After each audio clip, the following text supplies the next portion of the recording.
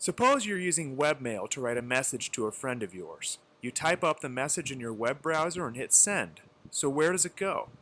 After you hit the send button, your web browser transfers your message to your email provider.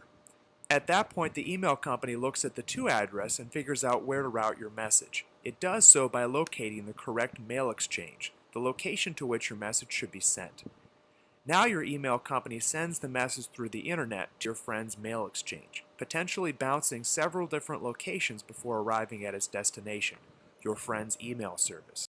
When your friend checks his or her mail, the message is waiting. Amazingly enough, this whole process can take place in a matter of a few seconds. So what if you use an email program like Outlook instead of webmail? The only major difference is that Outlook talks to your email provider instead of your web browser. So what if I'm using my company's email system? Everything works pretty much the same except for the fact that your email provider is likely the place where you work rather than an email provider on the internet. Are emails secure and private? Nope. Most emails are like open postcards and can potentially be read along the way. Pretty simple, right? Okay, so as from the video itself, uh, you would know that the uh, just pull this out.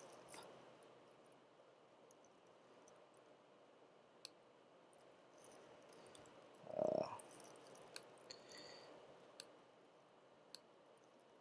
no. Okay, so you would know from the video itself that sending an email through through the internet is a very good example. It's like a postcard, so everybody can see it. The mail will route itself for example, to Manila to New York. But the thing is, everybody who has who who goes, for example, the post or the email uh, regard. I mean, the post office will be able to see that the message from the postcard. So basically, that's how not secure your email is. Okay, that's why we need to understand how uh, we can secure our email through discussion for today. Okay. Okay, so email security number one is no email communication is 100% secure because we cannot really ensure, okay, where your email is being routed. What you can just secure is from your end. You can encrypt it probably, but between the time that you press the send button, there is no way for you to really control where servers your email will bounce off until it's received by the intended receiver. So there is no we cannot assure that your email or the information rather inside your email can be completely protected. Okay? So next, insecure emails allow attackers to intercept personal and sensitive information of the user. Okay, that is why let's make it a rule of thumb that let's not send anything personal. Okay, anything that can give away your your personality or even your loved ones through email. So that includes addresses, social security numbers, anything that can be used to circumvent your passwords, your mother's maiden name, uh, your school. So if that's why if you cannot avoid really giving out those information, you can use online encrypted email services to send that information. Okay? But if you are just using like the run of the mill email service provider, do not put anything or any information that can compromise you or in the end. Okay. So if not secured emails can be forged or be read by others. Okay. So emails are one of the sources of viruses and various malicious programs, as we discussed in the earlier modules. That if not all, the major parts, the top 10 most deadliest viruses that ever existed or destroyed or created mass panic were distributed through email systems. Okay, so that's the fastest way for these malicious people or attackers to get their payload around the world. Okay, when you have, like, example, for example, the I love you virus. Okay, so the I love you virus was sent around the world in less than 24 hours. So that's how fast and how many people were infected during that time. Okay, that's why email is still the best vehicle that's being used by these attackers. Okay. So it is necessary to secure emails to have safer communications and to protect privacy. Okay, so it's imperative. So a lot of people are working around the clock to create a better email system, a better security, prevention from all this spam, right? Spam, phishing, viruses. Okay, but the thing is, these attackers also are working around the clock to circumvent or to crack the security for emails. Okay. So next, so you understand how email systems work. Let me just discuss now the security threats. Okay, so I hope this time you don't have any questions how paano nangyayari, 'di ba? Parang paano nakukuha yung email ko, saan siya dumadaan, okay? So sana you guys have already understood from the very short animated video I shared with you a while ago. Okay, so the threats for email. Okay, so let's do it clockwise now. So number one would be malicious email attachments. Okay, as I described a while back, so attachments may contain a virus, Trojan, worms, keylogger, etc. And opening such attachments infects the computer. Okay, so that's why most email attachments uh, are named by innocent looking names. For example, my my dog picture, your my family trip, your reward. So they use these types of words to encourage people to open that attachment. Okay, so because for normal people, okay, if you, for example, if you receive an email, for example, it will tell you, thank you for joining, here is your price included, click on the attachment. Okay, so for normal people who do not really practice cybersecurity or do not know or did not have the chance to attend such classes as we have now, okay, they will open that email, and then that email will contain a virus that can slow down the computer, take over the computer, or use the address book of that particular target to also spread that virus. Okay. So next would be phishing. So phishing mails lure victims to provide personal data.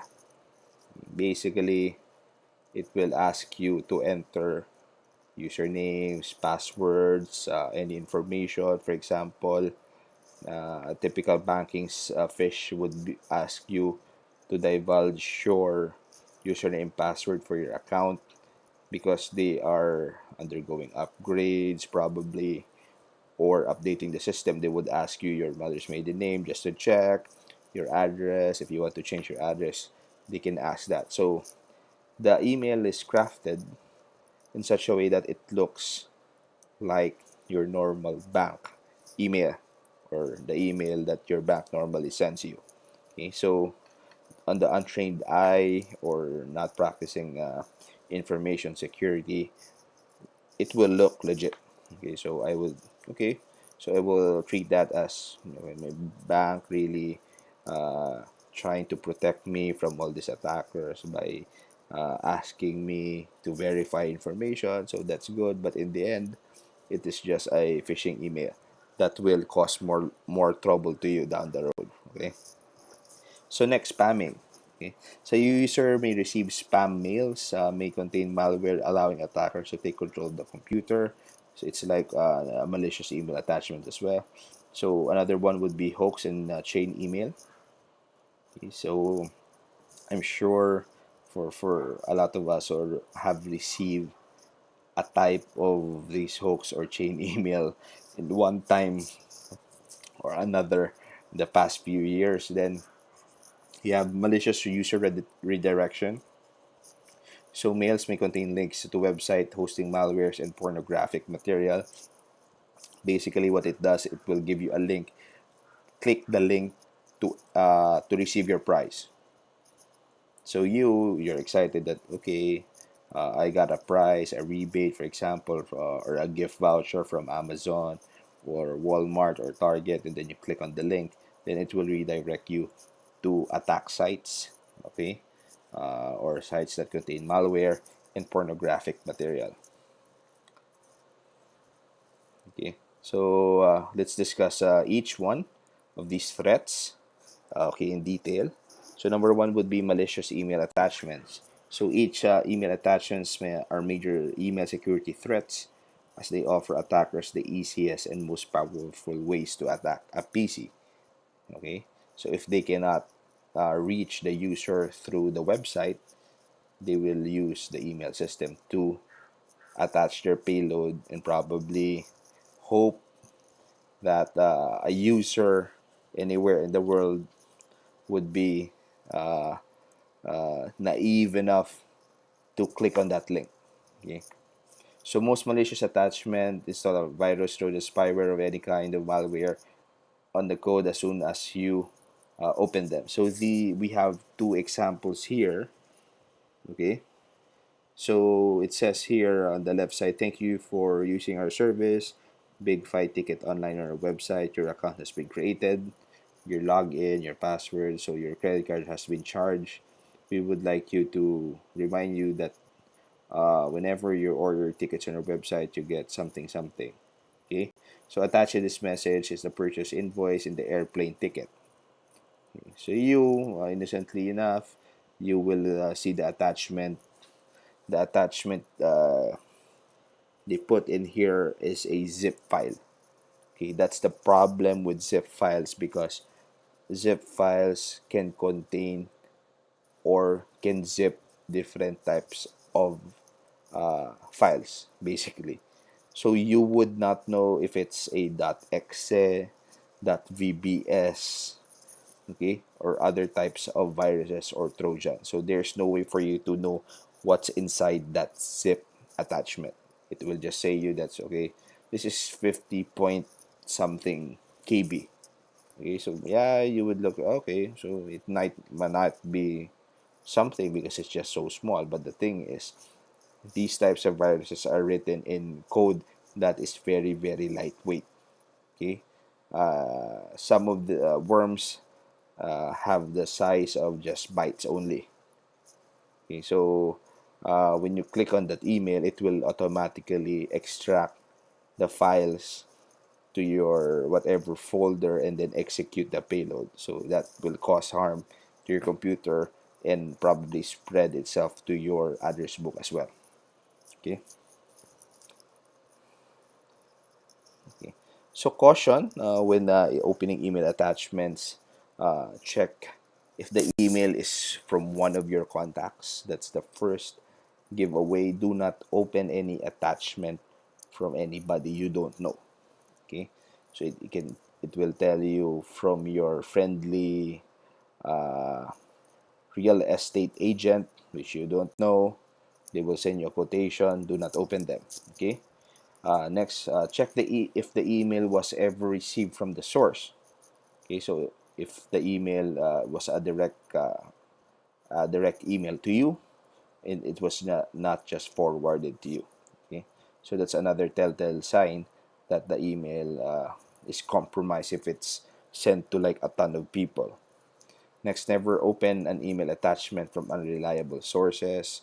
Uh, Combined with number one, if you receive an email from you don't from persons you don't know or not in your contacts, it is best for you to delete that. Okay? So also check the subject line and the name of the attachment are correlated with each other. For example, the subject is thank you for subscribing to user experience class. Okay, and then the attachment would be our outing in Lake Tahoe. So obviously the email, the subject line from the email is not related to the attachment. Okay, so typically what these attackers do is they have permutations of different subject lines. For example, this type of subject line has already been exposed as a virus laden email. They will use another subject line to deceive people, but they do not sometimes change the file name of the attachment. Okay, so that's a sign. If the two are not related, do not open them. Okay, and finally, if it's not a zip file, do not ever, in any circumstance, open a file that is .exe. Okay, because obviously .exe is an executable file. Okay, there's no way for you to really stop the execution if you already clicked on that file. Okay, also .vbs, Visual Basic, it's a type of file created in Microsoft Visual Basic as script. Okay, so I think the I Love You virus was written in Visual Basic as well. So do not open that. That bat .ini. So ini is an initialization file. So there is, if you are just using the internet for pictures or music, there's no way that you will be able to receive an .ini file that you can use on your day-to-day lives. Okay, that bin also .com, .pif, .zzx. So any of these file name extensions do not open in any circumstance. Okay. Then finally, save and scan all email attachments before opening them. So it's a very good investment if you have an antivirus that is connected to your email client, or you are subscribed to an online email service that provides attachment scanning. Okay, so if you do not have that type of service existing, I suggest for you to look for other alternatives so you can move your email to a more secure hosting service. Okay. Okay. So next, spamming. Okay. Uh, we we know the word spamming. So to define it, actually, some people will have different definitions of spamming, but in essence, to define it, spamming is the use of email systems to send unsolicited bulk messages, indiscriminately overloading the user's inbox. So the keyword there is unsolicited bulk messages. Okay, so if you did not request for that kind of information, okay, if somebody sends you something that you did not request, it is already considered a spam. Okay, so spam emails may contain also malicious viruses, computer trojans, that they will hope people will be able uh, to see through and just click on the email. Okay, so that's because they send these emails in bulk. They are hoping for somebody, the one out of 100,000, to open that. So that's a good batting average for them already. Okay, that's why they send indiscriminately and overloading. Okay, so they try and try and try and try until probably whatever the case, the person accidentally opens the email. Okay. And according to Symantec, spam makes up 89% of all email traffic. So imagine that if you have, uh, if all spams are deleted in the world, so I think people will have a better looking inbox, right? So you don't have to like pick through your spam folder. You say you have there 10,000 spam emails. Okay. So by continent, we have here another data from M86 Security. By continent, the spam sources. Okay, so these are countries or probably the continent that sends the most spam everywhere is Europe. Okay, so 44% of that 89.1% of all email traffic, spam email is coming from Europe. Okay, uh, following would be Asia. Okay, South America, Africa, North America, and Oceania. Okay, uh, Europe sends a lot of emails, and 44% of them, or 44% of all spam emails, come from Europe. Okay, so I will discuss later that the hoax scam. So we will tie the spamming from Europe to that kind to that email hoax or scam. Okay, we'll see later. Okay. So next, okay, the spamming countermeasures. If you cannot really avoid that, it's part of the email world now because it's 89.1%. Okay, so what you can do is number one, report suspicious email as spam. Okay, so if you're using web-based email services, you can tag particular emails as spam. Okay, so it also helps the email service to build that intelligence, and it will consider the next time that type of email that comes into your inbox, it will automatically classify it as spam email. Okay. Next, do not use official email addresses while registering with any website. Okay, so do not use your work email to register for like an Instagram, my top 9 photos, or Facebook's year in review. Do not use any official email address. Use your email address only for official communication. So if you really want to subscribe to all of these pretty services that wastes your time, most likely you just sign up for a free email account and use that. Okay, so we don't I don't want you probably uh, get scolded or get fired because you used your official email address to sign up for a particular service that is not on company time. Okay, so don't do that. Do that outside your company time. Do that when you're at home, but don't do any subscription using the official email address at your company time. Okay. Use a different email address if you're joining forums uh, or bulletin boards. Use a different email for that purpose. Okay. So okay, next would be never follow the links and spam messages.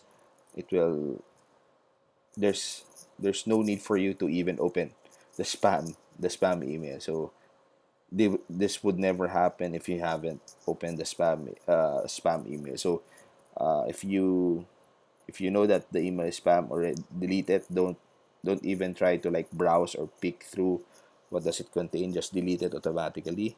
So use next would be use email client spam filter and anti-spamming tools. Some of them are already built in.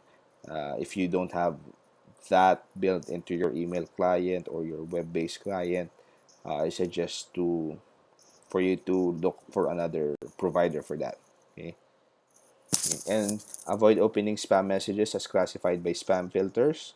Okay, this is very tricky as well because uh, I've experienced more than one time that an official email address, if somebody using an official email address sent me through my free web email service provider, it sometimes the for example Gmail classifies it as spam. Okay, so sometimes they will tell you, oh, already I sent you the email, I sent it yesterday, I sent it last week, where is it? They will tell you most likely that check your spam folder. Okay, so the spam folder is there. You have an option to delete whatever you don't want there, or you can just take a peek. If, for example, somebody sent you an email that's not supposed to be there, you can unmark that as spam. Okay. Okay. So anti-spamming tool, you can download this. This is a spam fighter. Okay. So it protects your your email accounts for phishing, identity theft, and other email frauds. So this is a very complete tool that you can use. Um, you will have your peace of mind using a spam fighter. Okay.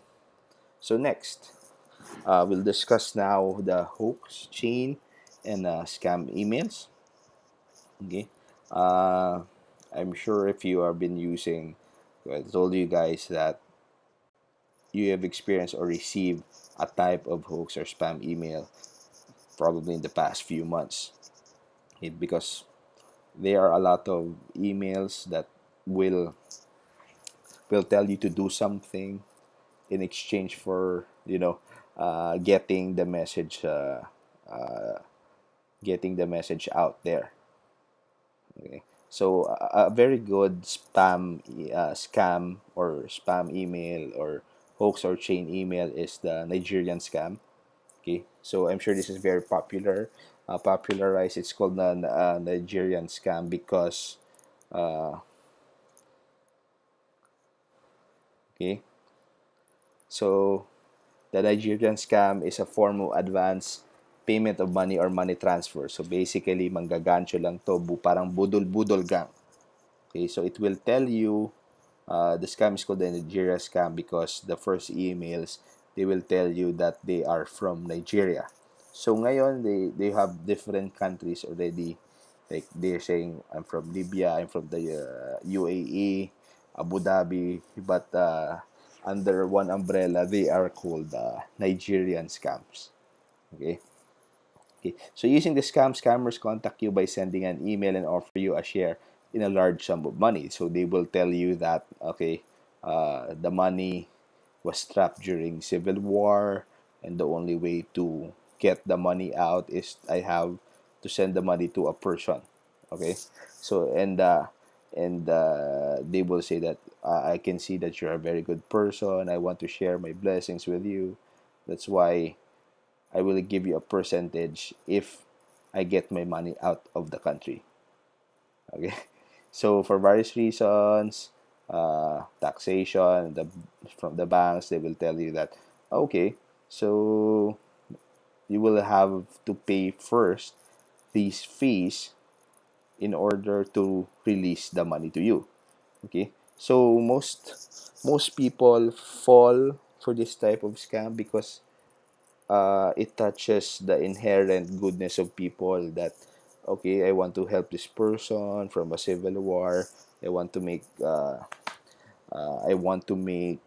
amends. I want to earn money at the same time. So who doesn't want like $10 million, right? So it's a best way to really con people to shell out money. So that's why, during the first years that this was started, a lot of people were already, they sent already money to these scammers. Okay, so like what I told you, from the first one is spamming, and the most would be in Europe, because now the Nigerian scams doesn't really originate from Africa. Okay, so it originates from Europe, around France, Belgium area, to North America and Canada. So these, not not not to stereotype anything, but these scammers really are not to sound racist, but most of them who were caught are in the black race. Okay, so there's one show in the BBC before that they tried to follow the trail of these Nigerian scammers. Okay, so they were successful. They were able to film the crew of the scammers. They until such a time that they confronted the scammers that they are under the undercover show. So they denied involvement in that, and they were just asked to do something. Okay, so that's the Nigerian scam. Okay. So next, okay, let's discuss email security procedures. Okay, so let's take the right side first. Number one is create and use strong passwords. Okay, if I haven't asked you this more than once, I'm gonna ask it again to use strong passwords for your email. Okay. So provide alternate email addresses for email recovery. Make sure that your alternate email address is an email it's an email address that you can view. Okay, so I experienced more than one time that the person or the email address that I used to recover my primary email is an email that I already forgot the password also. Okay, so it's it's a long and tedious process to recover from that. So make sure that your alternate email address is a valid one and something or that email address is active. Okay. So check also for last logging activity. Most web-based email uh, services, when you check at the bottom of the page of your inbox, it will tell you the last login time and the location of the IP address. Okay, so you can from that you can check that okay, I might be compromised. It was last checked today when I was on leave. Okay. Also use HTTPS for browser connection. When you connect to your email, make sure that the secure layer is on. So type HTTPS just to be sure, because sometimes if you just type Gmail or Yahoo Mail, it can probably redirect to it's just HTTP. So to be sure, just type HTTP then www.gmail.com. Okay. So disable and unselect keep me signed and remember me functions. This is very important because, uh, for example, uh, I'm a company president. Okay, so I check the keep me signed and remember me for my email because I'm already old and I cannot remember all my very complicated 20-digit password. So I just check the remember me. It so happens that I lost my laptop during probably one of my tech conferences abroad. Okay, so that laptop already saved that password. So imagine what the person who has your laptop can do to it. So it will have all the possible information that you have, uh, any compromising emails that you sent out, or any emails or possible businesses that you can earn. It's on your email. Okay, so if you have, because you did not uncheck that, the person can just type in or just check your inbox automatically without entering your 20-digit complicated password. Okay. Next, scan email attachments for malware. So if you have that, please do. Turn off preview, create junk email filter in email clients, digitally sign your email messages, and avoid unwanted email using filters. Okay, so creating strong passwords. So we have that exercise already. You can use a combination of numbers. You can use a combination of letters, lowercase, repeating characters. So that will give anybody who will try to crack your account a difficult time. Okay. If you have your password, have a password manager with you. Purchase one or get those free ones, and do not write that password anywhere. That's the I think more people get hacked with that practice, that they write their passwords on a piece of paper beside their computer. Okay, especially when companies require you to change your password every month. So if you're part of that company, because you cannot recycle the old passwords, you just have to write it somewhere. Do not write it anywhere. Okay. So when creating a strong password, when setting up your email, you can Google, for example, here as example, it will tell you your password strength. Okay, so they will tell you if you're strong, medium, or weak. Okay, so obviously they have an algorithm that they follow to tell you that this is a very strong password. So okay, so the goal of this exercise is for you to create a password that is strong. Okay, so if Google tells you that your password is weak, it is definitely weak. Okay, so alternate email addresses. So use that. Create an alternate email address that you can always access. You will remember the password as well. Okay, so uncheck all of these. So keep me signed in, stay signed in. Remember me. Do not check unless you can assure me, or you can assure yourself that your device will never be compromised. Okay, as we know, any device can be compromised, so might as well just don't check this. Okay, so this was put here not for security purposes, but more on a more enhanced user experience. That's why it's there. But for security practitioners, this is a nightmare. That stay signed in, keep me signed in, or remember me checkbox. Okay, so do not check that in any case, or even in the browser, it will ask you keep or save password. Do not save any password. Okay, use HTTPS, check for account activity. Okay, scanning email attachments. Okay, so turn off preview email filtering. Okay, so next, how to digitally sign your emails. Okay, so as we encountered during your encryption module, digital signatures is a type of encryption that mimics the security features of a uh, physical signature. Okay, so it's an asymmetric encryption technique.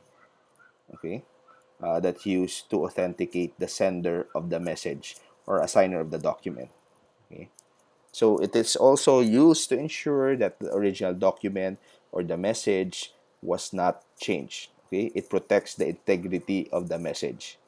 Okay, so if it's hello world, it should be hello world when it was received, not hello John. Okay, so users require email certificates to digitally sign emails, or you can obtain these digital signatures from CA, okay, Certification Authority. So these are the same people that you buy your SSLs, okay? So you can get it from VeriSign, Entrust, Komodo, Thuate. You can use that. Okay, just go to certificate or authorities, purchase and download a certificate. So meron silang free, but some offer a fee, but it's I think not that much. Okay, so you provide your personal details, okay, because it, the certificate would contain your information. Okay, so you log in the email account and apply that certificate. Okay,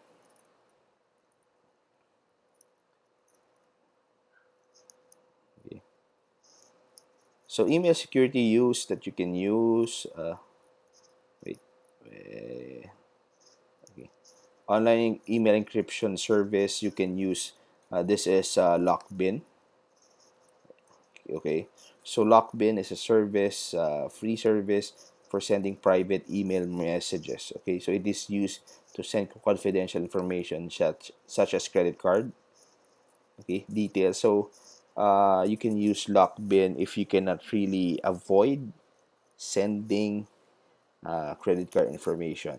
Okay, so if there's no way for you not to send these information, don't send it using your free email service. Use a service like Lockbit for it. Okay. So some of the tools that you can use to protect your email is number one, you have Komodo anti-spam. Okay, so this is also a very good anti-spam tool. Netcraft toolbar, fish tank site checker, Spamilator, McAfee spam killer, Komodo email certificate. Okay, I think this is a free certificate. Miramol secure email into Cryptomatic message lock. Okay, so try it out. They have descriptions on the websites and what the product is about.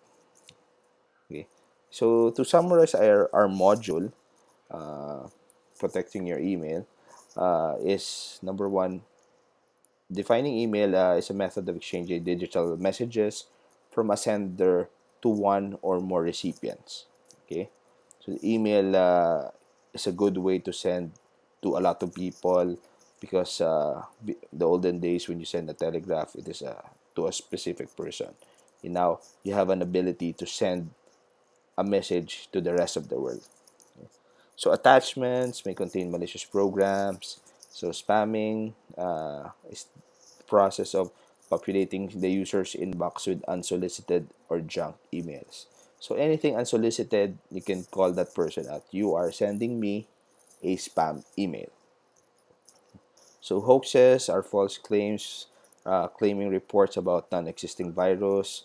Then next, do not forget to delete browser cache, passwords, and history. Okay, that's also important.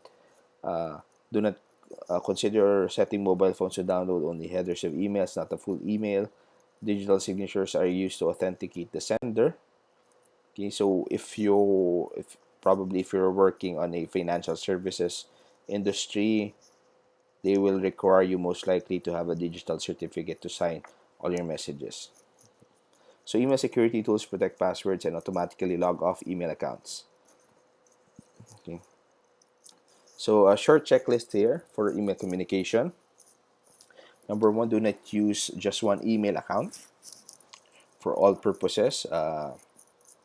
If you can, if you have time, create one account for entertainment, one for just create an account for every particular or specific purpose because creating an account is free, so just make use of that. Okay, so don't close the browser without properly logging out. So okay, this type of activity or behavior usually gets a lot of people into trouble because they will just close the example on an internet cafe. Okay, I just check my Gmail or Yahoo Mail or uh, Microsoft email, and then I would think that closing the browser window would log me off the email client, but it doesn't log you out because it has a persistent connection uh, until you log out or the session closes. Okay, so make sure if you accidentally close your browser window, open it again, then go to the website. It will show you that the you are still logged in. So log out properly. Okay, so do not forget. Do not send personal and financial information via email. Do not trust emails from your friends to be secure.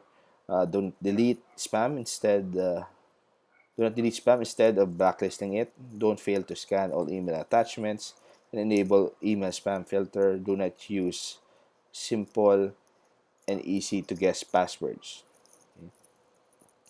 Create strong passwords. Enable HTTPS. Okay, when logging into your email client. Be diligent while open emailing attachments. Do not click on links provided in email messages until it is somebody from someone you know or the source is verified. Okay. Follow email etiquette when forwarding messages. Do not forward or reply to spam or suspicious emails. Delete them. Avoid accessing email via unsecured public wireless connections when in malls. Do not use, uh, but if you really need to send an email to your boss or to your work, for example, use a secure connection. If you can access a secure mobile data connection, please do that instead of using the public. Okay. So avoid accessing email accounts and shared computers. Okay. So that's our module for today. Uh, it's very short, but it's something that typically everybody of us do. Okay, like checking emails. So I will see you again next week for the continuation of our secure computer user. Okay, thanks for listening. Good night.